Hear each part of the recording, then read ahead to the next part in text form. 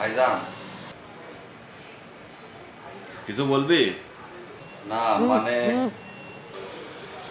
বুঝেছি। নে, কত টাকা লাগবে? না না ভাইজান, টাকা লাগবে না। টাকা লাগবে না তো কি বলবি বল। ওই পারুল নামে একটা মেয়েকে আমি ভালোবাসি। পারুল?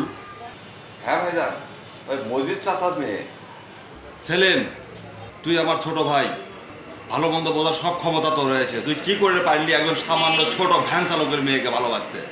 ভাইজান পারুল খুব ভালো মেয়ে। চুপ কর বেদক। তুই যথেষ্ট বড় হয়েছিস, তার মানে এই না তুই যা বলবি তাই করতে হবে।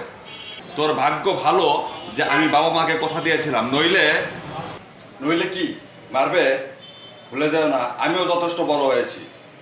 সেলিম, তুমি যাই বলো না কেন ভাইজান, যে কোনো মূল্যে পারুলকে আমি চাই চাই চাই, এই আমার শেষ কথা।